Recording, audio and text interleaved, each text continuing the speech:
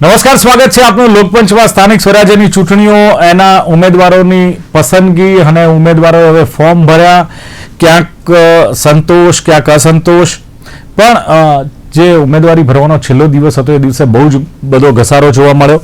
અને જે રાજકીય પક્ષો છે એમને નવા અને પાછા અનુભવી આ બંને નેતાઓનું સંકલન સાધવાનું ને એ પ્રમાણે મેન્ડેટ આપવાનું થોડું ચોક્કસ અઘરું બન્યું છે બંને પાર્ટીઓ માટે.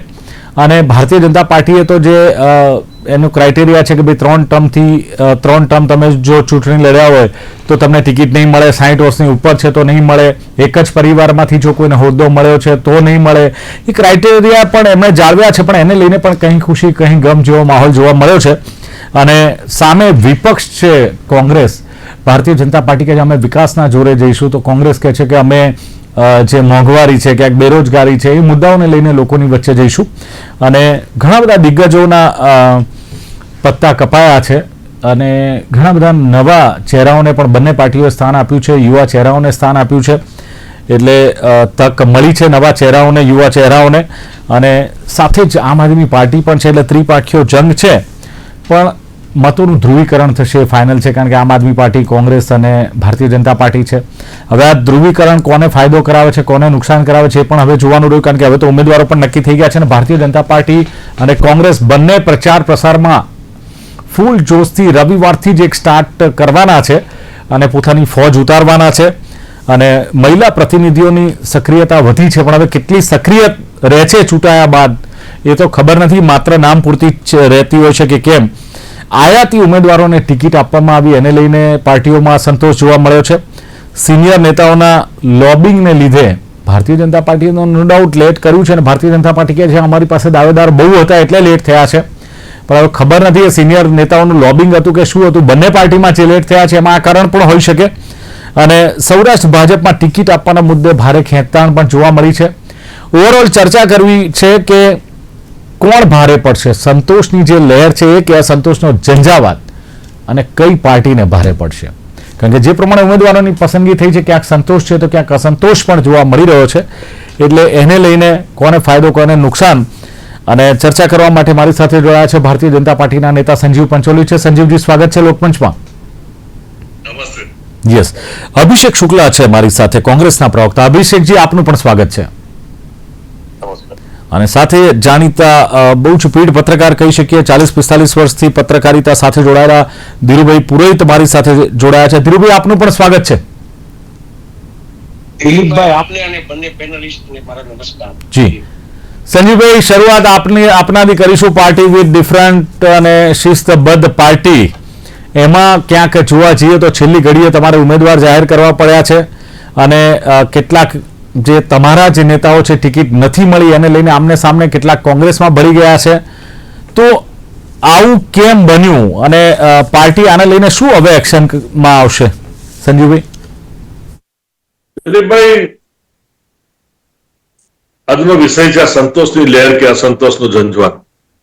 હવે સંતોષની લહેર સદાય ભારતીય જનતા પાર્ટીમાં છે.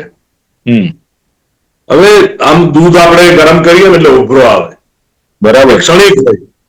અને ક્ષણિક જે ઉભરો છે એ 14 તારીખ સુધી ઠરીને ઠામ થઈ જશે. પછી જેટલાય કાર્યકરો છે એ જે ઘરમાં રીસાઈ ગયા છે કે ભાઈ મારું શું, મને મળી નથી, એ બધા કામે લાગી જવાના. એનું કારણ એવું છે કે એક સીટ ઉપર 20 થી વધારે, એટલે દરેક વોર્ડ દીઠ 4 સીટ હોય તો 60 થી 100 ઉમેદવારો દાવેદારી નોંધાવેલી. અને આમાંથી સ્ક્રુટિની કરી, જાતિગત સમીકરણો હોય, ત્યાં સીટનું રિઝર્વેશન હોય, મહિલાઓને પ્રાધાન્ય હોય. એટલે આ બધા કારણોસર ક્યાં અમને તો એમ હતું સંજીવભાઈ કે આ તો ક્યાંક મહિલાઓને પ્રાધાન્ય કે જાતિગત સમીકરણ નહીં, પણ તમે તો ક્યાંક વિચારધારાને માનનારા પાર્ટી છો. કાર્યકર્તા સક્રિય કેટલા સમયથી છે, કેટલા સમયથી એ ભારતીય જનતા પાર્ટીમાં સક્રિય સભ્ય છે, કયા કયા કામો કર્યા છે, નમો એપમાં કેટલું અપલોડ કર્યું છે, તમે આ ક્રાઇટેરિયા રાખ્યા હતા. હવે આ પાછું જ્ઞાતિ જાતિનું ક્યાંથી લાવ્યા વચ્ચે? નહીં, એ જે ઇલેક્શન વ્યવસ્થા છે ને, ઇલેક્શનમાં છે કે ભાઈ આ ઓબીસી ની સીટ છે, આ સામાન્ય સીટ છે, આ મહિલા, એ બરાબર છે. બાકી તમારે હું એની વાત કરું છું. ઉમેદવારોનું ચયન થતું હોય ને, બરાબર છે. પણ આમ મહત્વ શેને આપ્યું છે તમે ઉમેદવારોની પસંદગીમાં? ને ઉમેદવારોની પસંદગીમાં જો સક્રિય લગભગ 20 થી 30% કાઉન્સિલર્સને રિપીટ કરવામાં આવે છે દરેક જગ્યાએ. કોઈક જગ્યાએ 50% પણ રિપીટ કરવામાં આવે છે, કારણ કે મોટા ભાગના 25-30% કાઉન્સિલરોની 3 ટર્મ પૂરી થઈ ગઈ હતી. બરાબર. અને 20% કાઉન્સિલર એવા હતા કે જેમને 60મું વર્ષ બેસી ગયું. એવા તો ઘણા છે કે 60 થી 61 ની વચ્ચે લગભગ 10-12% લોકો છે. એટલે તો criteria શું રહ્યો? ક્રાઇટેરિયા છે. નહીં, પછી પસંદગી શેના આધારે કરી તમે? હવે હું આગળ આવું છું. એટલે સ્ક્રુટિનીમાં ઘણા બધા નિયમો છે. એનું કેરિયર, સૌથી પહેલા તો એને વોર્ડની ભૂગોળ ખબર છે કે કેમ, એને ભારતીય જનતા પાર્ટીનો ઇતિહાસ ખબર છે કે કેમ, ભારતીય જનતા પાર્ટીની સરકારી યોજનાઓ વિશે એને જાણ છે કે કેમ, એ પાર્ટીથી કેટલા વર્ષથી સક્રિય કાર્યકર છે, પછી એનો બાયોડેટા જોવામાં આવે છે. બહુ સરસ. હવે મને એક કહો, તમે રાજુ કરપડા કેટલા વર્ષથી સક્રિય કાર્યકર છે તમારી પાર્ટીના? મનોજ નીનામા પૂર્વ આઈપીએસ કેટલા વર્ષથી સક્રિય કાર્યકર છે તમારામાં? અને બીજું કે ભારતીય જનતા પાર્ટીના કયા કાર્યક્રમોમાં એ જોડાયા હતા? હા, એટલે આમાં 0.01% એવા પણ મિત્રો હોય કે જેઓ મનોજ નીનામા છે તો આઈપીએસ ઓફિસર હતા, એટલે એને આખો વિસ્તાર ખબર હોય, ક્ષેત્ર ખબર હોય, ભલે આઈપીએસ ની નોકરી કરતા હોય, પરંતુ ભારતીય જનતા પાર્ટીના સિદ્ધાંતોથી એ વાકેફ હોય. તો આ બધું જ જોવામાં આવે ને. એ આઈપીએસ હતો એનો મતલબ એવો નથી કે એમને ભારતીય જનતા પાર્ટીની સિસ્ટમ ખબર નથી, કારણ કે તમને પણ ખબર છે દિલીપભાઈ. નહીં, ખબર હોય વસ્તુ અલગ છે. તમારો જે criteria રાજુ કરપડા જે તમારી વિરુદ્ધ અત્યાર સુધી બોલ્યા, ભારતીય જનતા પાર્ટીને જેને ગાળો આપી, ખૂબ ભાંડ્યા તમારા દિગ્ગજ નેતાઓને, પછી વડાપ્રધાન નરેન્દ્ર મોદી હોય, અમિત શાહ હોય કે ભૂપેન્દ્રભાઈ પટેલ હોય, ખૂબ ભાંડ્યા હતા. તમને ખબર છે, જેમ મને પેલી ખબર છે એમ. એટલે હવે ભાંડવાનું બંધ કરી દેશે. હા, એ તો કરે જ ને, હવે તો કરવું જ પડે ને, કારણ કે તમે એમને શુદ્ધ કરી, તમે એમની બોલતી બંધ કરી સાહેબ, બોલતી બંધ કરી દીધી એમની. એટલે તમને બધું જ આવડે, તમને બધું જ આવડે ભારતીય જનતા પાર્ટી ક્યારે બોલતી બંધ કરી, ક્યારે બોલતા કરવા. બરાબર ને સંજીવભાઈ? ના, ચલો સરસ કે હસીને તમે જવાબ આપ્યો છે અને સારી બાબત છે, જાણકારી પણ લો છો. એટલે સવાલ અભિષેકભાઈ એ છે કે કોંગ્રેસની વાત કરીએ તો કોંગ્રેસમાં તમે પણ જુઓ છેલ્લી ઘડીએ નામ જાહેર કર્યા છે. હવે તમે એમ કહેતા હતા કોંગ્રેસ કે અમારે તો સંગઠન થઈ ગયું છે, અમારી તો પેનલો તૈયાર છે, સેન્સ લેવાઈ ગઈ છે, ઉમેદવારોના એટલે દાવેદારોના નામ પણ પહોંચાડી દીધા છે મોવડી મંડળ સુધી. સાહેબ, છેક છેલ્લી ઘડી સુધી કોંગ્રેસના ઠેકાણા નહોતા. અભિષેકભાઈ, ઘણી જગ્યાએ તો ભારતીય જનતા પાર્ટી બિનહરીફ સાબિત થઈ ગઈ અત્યારે, કારણ કે ફોર્મ ભરનાર કોઈ નથી. વિચાર કરો, કેવી રીતે ટક્કર આપશો અભિષેકભાઈ? દિલીપભાઈ, ઘણી બધી સંયુક્ત પ્રક્રિયામાં ટાઈમ લાગ્યો હતો. એ ભારતીય જનતા પાર્ટીને પણ લાગ્યો હતો અને કોંગ્રેસ પાર્ટીને પણ લાગ્યો અને અન્ય પક્ષોને પણ લાગ્યો છે. અત્યારે હાલની જે સ્થાનિક સ્વરાજની ચૂંટણી છે તેમાં એક પ્રશ્ન એવો બધાને નડ્યો છે કે ઉમેદવારો શોધવામાં સમય લાગ્યો. એની પાછળનું કારણ પણ એક એવું હતું કે દરેકને પોતાના પક્ષના એક ક્રાઇટેરિયા હોય, એ ક્રાઇટેરિયાને વિચારી અને સમજીને ઉમેદવારોને ઉતારવા કે જેના કારણે કાલ સવારે ઉઠીને પ્રજાના પ્રશ્નોને હલ કરવા માટે કામગીરી કરી શકે. અને બીજી વસ્તુ કે ઉમેદવારોની પહેલી યાદી ભારતીય જનતા પાર્ટી આ વખતે એવું બન્યું હશે, સૌ પ્રથમ વખત પહેલી વાર એવું બન્યું હશે કે ભારતીય જનતા પાર્ટી આ વખતે પોતાની યાદી ડિક્લેર કરવામાં ક્યાંક ને ક્યાંક વિલંબ કરતી હતી. જ્યારે કોંગ્રેસ પાર્ટીએ પ્રથમ યાદી સફળતાપૂર્વક ડિક્લેર પણ કરી દીધી ને વિવાદિત રીતે ડિક્લેર થઈ છે. અને ક્યાંક ને ક્યાંક મોટા ભાગે યુવાન ચહેરાઓ, શિક્ષિત ઉમેદવારો એવા પણ આપવાનો પ્રયત્ન કર્યો છે કે જે પ્રશ્નો પ્રજાના સોલ્વ કરી શકે અને પ્રજાની વચ્ચે કામ કરતા હોય. નહીં કે કાલ સવાર ઉઠીને કોંગ્રેસમાં આવ્યા હોય અને તરત એમને ટિકિટ આપી દેવામાં આવી હોય. સમય લાગ્યો છે, પણ કદાચ મને એવું લાગી રહ્યું છે કે આ જે સમય લીધો છે કોંગ્રેસ પાર્ટીએ, એ ક્યાંક ને ક્યાંક સારું પરિણામ જોવા પણ મળશે. ક્યાંક આપણને અણધાર્યા પરિણામો પણ જોવા મળશે કે જ્યાં અત્યાર સુધી આપણે વિચાર્યું નતું તેવા પરિણામો મળશે અને જ્યાં આપણે કદાચ વિચારતા હતા ત્યાં ખરાબ પરિણામો પણ આવશે. હું એવું નથી કહેતો કે સ્પષ્ટપણે આ જ પરિણામ આવશે, પણ સાહેબ એવા તો પરિણામ ના આવી જાય ને કે ઉમેદવારી ફોર્મ ભરો ને એ જ દિવસે પરિણામ આવી જાય ને કડીમાં જે 22 બેઠકો બિનહરીફ થાય, ખેડા ઊંઝામાં બિનહરીફ થાય. આવા તો પરિણામ ના હોય ને. એક અપેક્ષા હોય ને ગુજરાતની જનતાને કે ભાઈ ચલો કોંગ્રેસ પણ એટલી મજબૂત હોય, કોંગ્રેસ પણ સ્ટ્રેટેજી સાથે આગળ વધે. હજી બિનહરીફ થઈ જાય એવું કહેવું બહુ વહેલું છે, કારણ કે ડમી ઉમેદવારો પણ હશે જ અને એનું પણ ક્યાંક ને ક્યાંક હજી આપણી પાસે સ્ક્રુટિનીનો સમય છે. એટલે માટે એટલું બધું જલ્દી નથી કહી દેવું કે પક્ષમાં બિનહરીફ થઈ જશે કે શું આવશે. એ પરિણામ 1-2 દિવસમાં આપણી સામે સ્પષ્ટ થઈ જશે. અને એના માટે હું એટલા માટે ઉતાવળ નથી કરતો કારણ કે કંઈક ને કંઈક પાર્ટીએ વિચારેલું જશે, પાર્ટીના મોવડી મંડળે કંઈક ને કંઈક વિચારેલું જશે. અમિતભાઈ પણ ક્યાંક એમના ધ્યાનમાં આવ્યું હશે અને કંઈક ને કંઈક સોગટાબાજીને ગોઠવવામાં ક્યાંક હશે જ કાર્યરત. માટે એટલે હું અત્યારે એટલું બધું જલ્દી નથી કહેતો કે કદાચ બિનહરીફ થઈ જશે અને ભારતીય જનતા પાર્ટીની તરફ એ પરિણામ આવશે. ધીરુભાઈ, જે પ્રમાણે આ વખતે સ્થાનિક સ્વરાજ્યની ચૂંટણીમાં ઉમેદવારી ફોર્મ ભરાયા સાહેબ, ભારતીય જનતા પાર્ટીની વાત કરીએ, કારણ કે સત્તા પક્ષ એમનો જે ક્રાઇટેરિયા હતો 3 ટર્મ સુધી લડ્યા હોય તો એમને ટિકિટ નથી આપવાની, 60 વર્ષથી ઉપરના હોય, એક પરિવાર એક હોદ્દો, આ બધું જ માન્યું. પણ જે પ્રમાણે ટિકિટ ફાળવી છે, અને મેં 1-2 ઉદાહરણ પણ આપ્યા, નીનામાજીનું ઉદાહરણ આપ્યું, કરપડા, રાજુ કરપડાનું ઉદાહરણ આપ્યું. વાતો થાય કે ભાઈ અમારા સક્રિય કાર્યકર્તાઓ અને આટલા વર્ષોથી મેમ્બર હોય ને પછી એને ભારતીય જનતા પાર્ટીમાં આ પદ હોય ને તે પદ, આ બધી વાતો વચ્ચે શું લાગે છે કે શિસ્તની વાતો વચ્ચે જે હવે પરિસ્થિતિ થઈ છે ને અસંતોષ પણ ક્યાંક જોવા મળ્યો છે, કેટલો ફાયદો કેટલું નુકસાન ભારતીય જનતા પાર્ટીને? ધ્રુવભાઈ.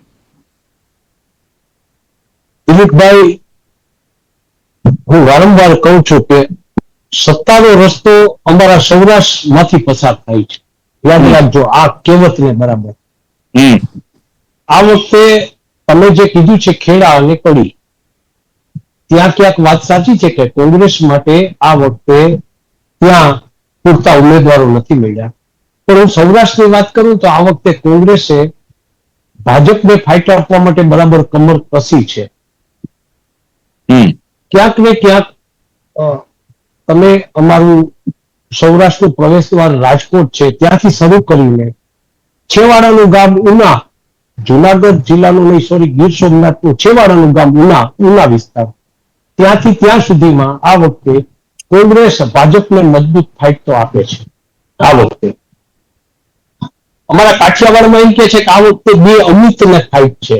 અમિત ચાવડાજી અને અમિતભાઈ શાહ, 2 અમૃત વચ્ચે ફાઇટ છે. અને ક્યાંક ને ક્યાંક આ જે ચૂંટણી છે ને સ્થાનિક સ્વરાજ્યની, એ ધારાસભાનું એક રિહર્સલ કહેવાય છે. આમ મિની ધારાસભા તરીકે ચૂંટણી લડાઈ છે અને ઘણા બધા નેતાઓના દિલીપભાઈ આ વખતે પાણી મપાઈ જશે. બરાબર છે. સૌરાષ્ટ્રનો મતદાર છે ને સંવેદનશીલ મતદાર છે અને ક્યાંક કોઈક જગ્યાએ ખબર ન પડે ને એવો ન ઓળખી શકાય એવો મતદાર છે અમારો. એટલે મારે જે સંજીવભાઈએ કીધું ને, બહુ સરસ એક વાત કરી હતી કે હવે બોલતો બંધ થઈ જશે. પણ સંજીવભાઈ, આપણે બધા દોસ્તો છીએ, પણ મારે ક્યાંક રાજકીય પત્રકાર તરીકે એક વાત કહેવી પડે કે ક્યાંક ને ક્યાંક આ વખતે તમારા માટે સૌરાષ્ટ્રમાં પડકારો તો ઉભા થયા છે. રાજકોટ આપ સ્વીકારશો કે રાજકોટમાં તો ક્યાંક કોઈ એક્સ મેયર એના સ્ટેજ ઉપરથી નીચે ઉતરી ગયા, છેલ્લી ઘડી એની ટિકિટ કપાઈ છે. આ વખતે ક્યાંક અમારા કોડીનારની અંદર ભાજપના જ એક સિનિયર નેતા, જેને કહેવાય કે સંસદીય સચિવ અથવા તો જુનિયર મિનિસ્ટર કક્ષાના વ્યક્તિ ખુલ્લેઆમ કોંગ્રેસના ઉમેદવાર માટે પ્રચાર કરે છે. અમારા પૂંજાભાઈ વંશ લાગી પડ્યા છે. અભિષેકભાઈ જાણે છે કે પૂંજાભાઈ વંશ કોંગ્રેસના પાયાના કાર્યકર છે. આ બધી ચીજો છે ને ભાજપ માટે પડકાર ઉભો કરશે, પણ એટલો પડકાર ઉભો નહીં કરે સંજીવભાઈ પંચોલી સાહેબ કે જેને કારણે સત્તામાં તમે પ્રાયોરિટીમાં ફર્સ્ટ ન હો. આ વખતે તમારી પ્રાયોરિટી છે, પણ ક્યાંક હું એવું કહું છું કે તમારે તમારા જૂથવાદ માટે અથવા તો ક્યાંક કોઈક જગ્યાએ જે સ્થાપેલા અને પાયાના કાર્યકરોની તમે જે ઉપેક્ષા કરી છે ને, એને કારણે કાર્યકરો જે નિષ્ક્રિય થશે ને, એનું પરિણામ આ વખતે જિલ્લા પંચાયતમાં તમને ક્યાંક ને ક્યાંક માઇનસ જોવા તરફ લઈ જશે. જી દિલીપભાઈ. બરાબર. પણ ધીરુભાઈ, કોંગ્રેસની વાત કરો તો કોંગ્રેસને આ વખતે કોઈ ફાયદો થાય કે નવા સમીકરણો ઉભા થાય એવું દેખાય છે? કારણ કે આપણે જોઈએ છે કે આ વખતે એવા ઘણા બધા આપણે કિસ્સા જોયા કે છે ભારતીય જનતા પાર્ટીમાંથી કે આમ આદમી પાર્ટીમાંથી અસંતુષ્ટ હોય, કોંગ્રેસમાં ભળાયો હોય, કોંગ્રેસનો ખેસ ધારણ કર્યો, એવા ઘણા બધા સમાચાર આવ્યા છે. પણ એ કેટલી ઇફેક્ટ કરી શકશે એવું લાગે છે? દિલીપભાઈ, વિસાવદર ધારાસભા પેટા ચૂંટણીનું જે પરિણામ આવ્યું ને, પછી અમને એક ધારણા એવી હતી, કારણ કે બંને મિત્રો બરાબર સાંભળે, હું બહુ જવાબદારીપૂર્વક કહું છું કે એ વખતે કોંગ્રેસના મિત્રોએ આપના ઉમેદવારને મદદ કરી અને ભાજપના ઉમેદવારને હરાવ્યા. આ સમીકરણને આધારે મને એવું હતું કે ક્યાંક કોંગ્રેસના કાર્યકરોની નિષ્ક્રિયતાનું પરિણામ આપને મળ્યું છે. પણ આ સ્થિતિમાંથી ધડો લઈને ક્યાંક કોંગ્રેસ વધુ સક્રિય થઈ છે અને આમ આદમી પાર્ટી એ વિસાવદરમાં સફળતા મળ્યા પછી જે તેજીથી સૌરાષ્ટ્રમાં એનું જે નેટવર્ક ગોઠવવું જોઈએ એના પ્રમાણમાં એ પાર્ટી થોડી નબળી પડી છે. એને કારણે હવે તમે મને એક પ્રશ્ન પૂછો એની પહેલા એક જવાબ આપી દઉં કે સૌરાષ્ટ્રમાં ભાજપ માટે મજબૂત પ્રતિસ્પર્ધી કોંગ્રેસ કે આમ આદમી પાર્ટી, તેને માટે મારે કોંગ્રેસના મિત્રોને અભિનંદન આપવા પડશે સાહેબ. જી બરાબર. એટલે સંજીવભાઈ, સવાલ એ છે કે માની લો કે તમે આ આયાતી ઉમેદવારોને ટિકિટ આપી દો છો તો લાગતું નથી કે વિચારધારા સાથે ક્યાંક સમાધાન તમે કરો છો, અને વિચારધારા સાથે સમાધાન થાય એટલે તમારા પાયાના કાર્યકરો હોય, તમારા નિષ્ઠાવાન કાર્યકરો હોય, જૂના જોગીઓ હોય, એમને ક્યાંક અસંતોષ થાય છે. ભલે તમે પછી બોલતી બંધ કરી દો, એ વસ્તુ 2 નંબરની છે, પણ એ કાર્યકર્તાઓને અસંતોષ થાય છે ને એનાથી તમને નુકસાન થાય છે. એમ દિલીપભાઈ, પાર્ટીનો વ્યાપ ખૂબ મોટો થયો છે, પાર્ટી વિશાળ બની છે, એટલે સ્વાભાવિક છે કે ક્યાંક બધાને કોઈ એક પોઝિશનમાં સમાવી ના શકાય. પરંતુ ભારતીય જનતા પાર્ટીમાં ઘણા બધા મોરચાઓ છે, ઘણા બધા સેલ છે, અને એના કારણે પાર્ટીને પ્રદેશ કક્ષાએ, જિલ્લા કક્ષાએ, શહેર કક્ષાએ, તાલુકા કક્ષાએ એનો સમાવેશ થતો હોય છે. અને ભારતીય જનતા પાર્ટીનું સંગઠન દરેકે દરેક કાર્યકરને, ભલે હમણાં કોઈક ને કંઈક તકલીફ થઈ હશે, દરેકે દરેક કાર્યકરને એને ગમતું કામ સોંપે છે, અને એ કાર્યકર કામને ગમતું કરી અને પાર્ટીનો હંમેશા વિકાસ કર્યો છે. કારણ કે પાર્ટીની નીતિ પ્રજાલક્ષી છે, પાર્ટીની નીતિ વિકાસલક્ષી છે, અને એના કારણે એ કાર્યકરને પણ ગર્વ મહેસૂસ થાય છે. અને દેર ઇઝ નો ઓપ્શન, આપણી સામે કોઈ ઉમેદવાર એવો નથી હોતો કે જે ભારતીય જનતા પાર્ટીને કોમ્પીટ કરી શકે. આજે હું તમને કહું કે વડોદરા શહેરમાં એક વોર્ડમાં જેટલા કાર્યકર છે ને, કોંગ્રેસના આખા શહેરમાં એટલા નથી. એટલે પરિસ્થિતિ આ છે. એટલે એની સામે ભારતીય જનતા પાર્ટીનો કાર્યકર ખૂબ કાર્યરત છે, અને એને સાહેબ આવી પરિસ્થિતિ હોય તો રાજકોટમાં તમારે મેન્ડેટ આપેલો ઉમેદવાર સ્ટેજ પર બેઠો છે એને બદલીને તમારે નવા ઉમેદવારને આપવી પડે છે. અમદાવાદમાં તમારે છેલ્લી ઘડીએ ઉમેદવાર બદલવા પડે છે. આટલી મજબૂરી શું હોય છે કે જેને લઈને આટલે, તો પછી મને તમે બતાવો તમારી સેન્સ, તમારું મોવડી મંડળ, તમારી પાર્લામેન્ટરી બોર્ડની બેઠક, આ બધું ક્યાં ગયું? શું થયું? 1-2% વસ્તુ બધે શક્ય હોય છે, અને આપ જે વાત કરો છો એમાં અમારી સહમતિ છે, પરંતુ એના કોઈ કારણો પણ હોય છે, અને એ કારણોસર એ બધું બદલવું પડતું હોય છે. એ તો ભૂતકાળમાં પણ સાંસદ સભ્યોને પણ બદલવામાં આવ્યા છે, અને પણ છેવાડે અંતે તો ભારતીય જનતા પાર્ટીએ ખૂબ સમૂહસૂત્ર કરી અને પાર્ટીના કાર્યકરોને પણ ખૂબ પુરસ્કૃત કર્યા છે. કાર્યકરોમાં જોમ અને જુસ્સો વધાર્યો છે, અને કાર્યકરોએ મા ભારતીની સેવા કાજે હંમેશા 24/7 કામ કરતા હોય છે. તમે નાના નાના કાર્યકરોને આ વખતે ટિકિટ મળી છે. અમારા વોર્ડમાં એક રાકેશભાઈ વસાવા નામનો એક કાર્યકર છે, ખૂબ નાનો કાર્યકર, પણ ખૂબ એક્ટિવ, દરેક કાર્યક્રમમાં હાજર હોય. અત્યારે તમે નહીં માનો, એના પત્નીને ટિકિટ મળી છે. તો તે વખતે આપણને ગર્વ મહેસૂસ થાય કે ભાઈ જો આ ભારતીય જનતા પાર્ટી જ કરી શકે. મહેસાણામાં અમારા એક કાર્યાલયનો એસટી રિઝર્વ હશે એ સીટ. રિઝર્વ છે, પણ અમે ભણેલા લોકો પણ હતા ત્યાં, પણ એની કાર્યશૈલીને કારણે મહેસાણીમાં ઓફિસમાં પ્યુન, ચા બનાવવાળા પ્યુનને ટિકિટ આપી છે ભારતીય જનતા પાર્ટીએ. છેવાડાના વ્યક્તિની કદર પણ કરી છે, અને આના કારણે એવા પણ દાખલા બને છે કે ઘણા કાર્યકરો ભાઈ મારી પણ એક વખત આવો આવશે એમ.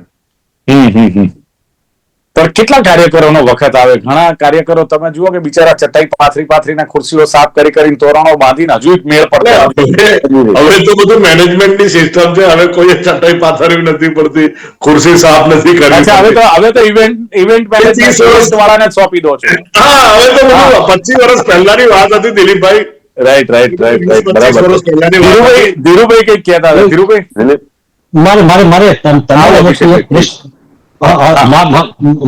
મારે તમારા વતી એક પ્રશ્ન પૂછવાની રજા લેવી છે સંજીવભાઈને. બોલો.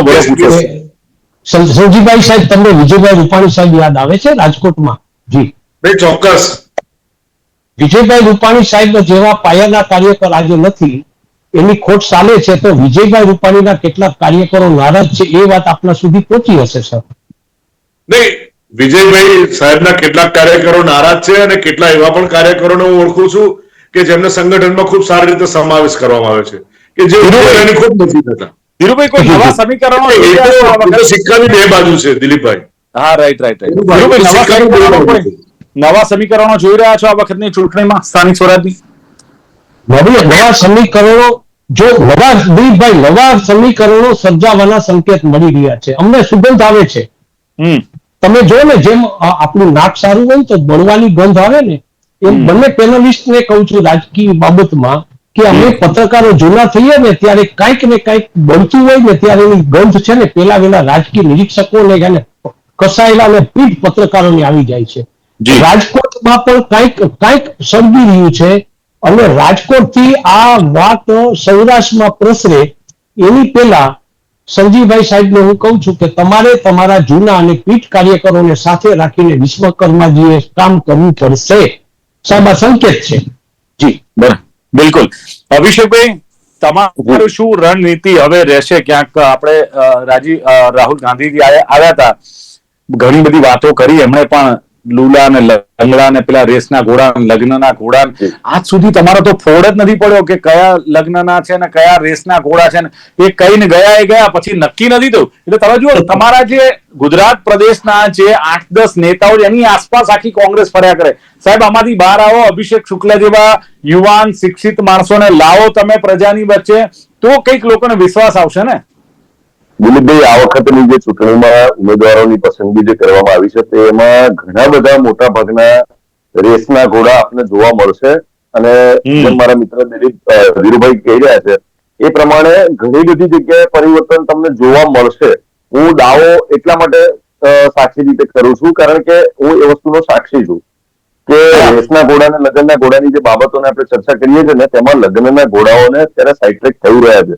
એ અત્યારે તમને ખ્યાલ નહીં આવે પણ એ પરિણામ જયારે જોવા મળશે ત્યારે એ સાચું જ થશે. અને ઘણી બધી જગ્યાએ સાયન્સ પ્રક્રિયાઓ પણ અંદર ખાને પાર્ટીના લેવલે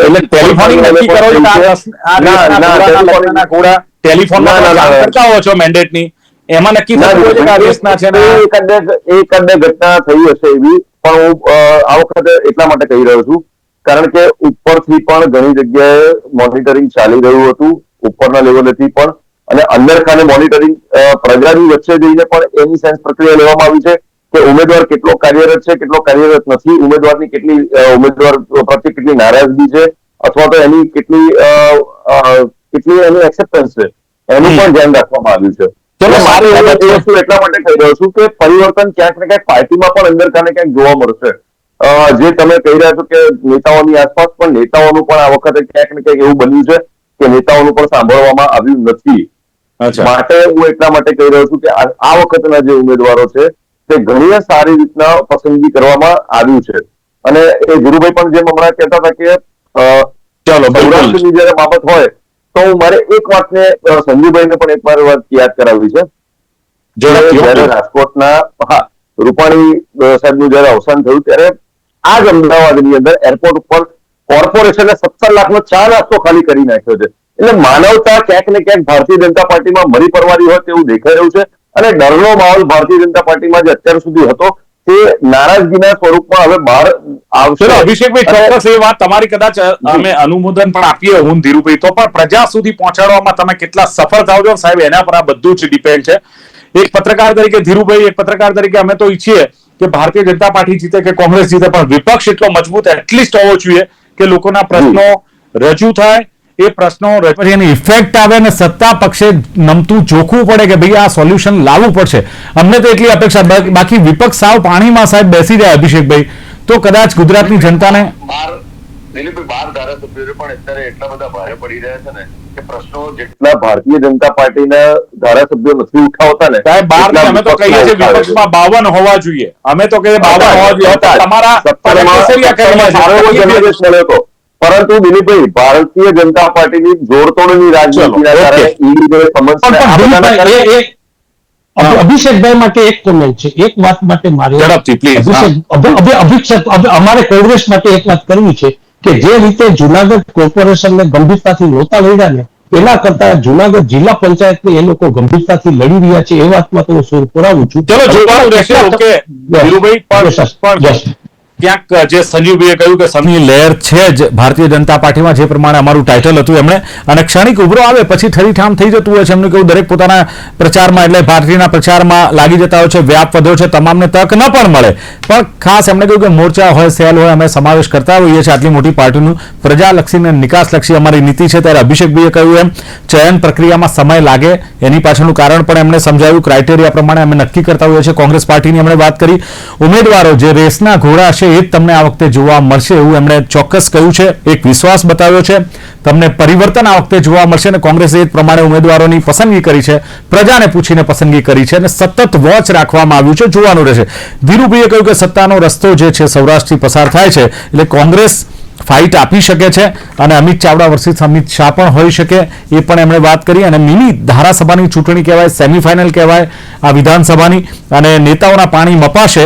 મતદારો ક્યાંક કળી શકે કે ન કળી શકે એ મતદારો પર ડિપેન્ડ છે, પણ મતદારોએ કળવા જોઈએ. ધીરુભાઈએ કહ્યું કે કોણ નેતા ઉભો છે તમારી સામે ઉમેદવાર, અને રાજકોટમાં જે થઈ રહ્યું છે એને શાંત કરવાની જવાબદારી પણ ભારતીય જનતા પાર્ટીને ટકોર પણ કરી છે. ચર્ચાનું સમાપન કરીએ છીએ. સંજીવ પંચોલી, અભિષેક શુક્લા, ધીરુપુરે ત્રણે જોડાયા. ખૂબ ખૂબ આભાર. Thank you very much.